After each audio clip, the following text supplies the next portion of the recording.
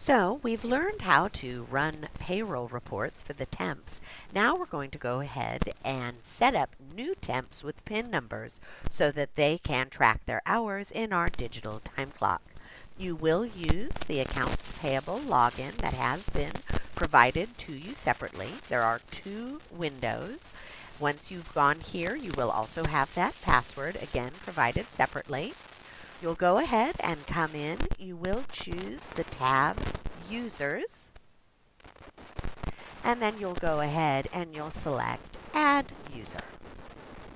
Then, using the information that will be on the temp spreadsheet, you will go ahead and you find this information which will come from the email that will have come from the relative temp agency. Currently we're just using Express. They have been able to meet all our needs.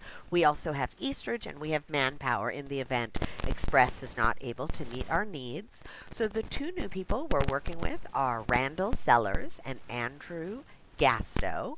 So you go ahead and enter their information here.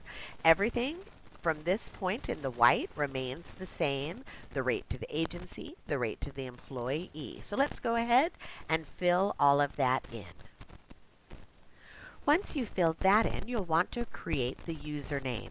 The convention is the first initial of the first name and then the full last name. So Randall Sellers is R. Sellers. Andrew Gasto is A. Gasto. The password is always the same, Elite5234, and the payroll ID, PIN number, and let's move over just a little bit, batch number are just a sequential going forward. So as you fill that up, just copy it down, making sure that it goes sequentially. So now we are ready for the next batch of temps. Now once you have all of this filled in, you will use this information to go ahead and enter in the data for your new user. So let's go ahead and go to that new user. You will select employee. Go ahead and enter their first name. You'll enter their last name. The department, currently, we're only using temps for the warehouse. Again, they're coming from Express for the warehouse. If we were to get temps from Manpower or Eastridge, which is represented by TEG, that would be your drop-down you would select. Now, let's say we also were to get some salespeople or processing. These are all roles we've filled in the past. Admin, you would make sure to select the corresponding department so that when you ran your reports, whoever is our accountant would be able to cross-reference and know exactly who's using what within their budget. For right now, we're only using Express in the warehouse, so we would go ahead and select that. Go ahead and enter in all that information, copying and pasting from your spreadsheet. So again, the username, which is the first initial and last name, will go in the username field. The temp password is always the same. You'll go ahead and put that in. Go ahead and leave email and phone blank. Payroll ID, you'll take from here. A quick tip, the payroll ID and the badge number are always the same, so I usually go ahead and enter those at the same time. Then I back up for the PIN number. Go ahead and copy that PIN number, and then paste that in. All other fields are left blank. Now I know that I'm doing two people this time, so I'm going to save and add new. If this was the only person I was doing, I would do save and close. So I'm going to do save and add new, and now I'm going to go back and I'm going to get all that information from Andrew Gasto and enter it in. Please note that it always defaults to accounting, so you do have to check the correct department every single time. And again, we're working with warehouse and Express. Remember, username, comes from your spreadsheet of username. All the fields do correspond. The password is always the same. This is because the temps do not use a password to log in.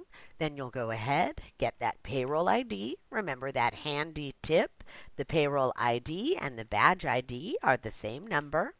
Go ahead and get your PIN number and enter that in. Everything else is left blank. Now that's our last person, so we save and close.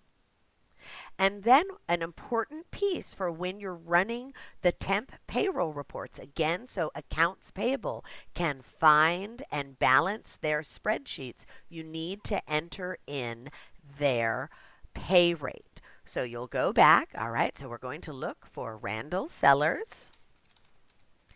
We will select his user.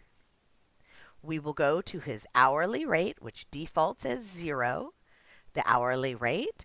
We want the rate to the agency because that's what we're paying. So you'll go back in and you'll add in that $18.12. Make sure to hit save, and you've now set his pay rate. Go back to users. Go ahead and look for Gasto or whoever it is that you're working with. And again, enter in his hourly rate, which for Express is $18.12. Now that you've gone ahead and done all of that, you do want to make sure to notify the agency. So I write a very standard email, PIN numbers for, this one is production temps. Again, if we were working with accounting or admin or customer service, you would update that accordingly. Depending on the volume of temps, I may use their names. So in this instance, I'm using their names, or I might put starting 1/28 or whatever date they might be starting. Once you've done that, the body of the email will remain the same. Greetings, thank you for providing these temps. Here are the temp PIN numbers. So you'll go ahead and get those, and we've got, it's 2010 and 2011.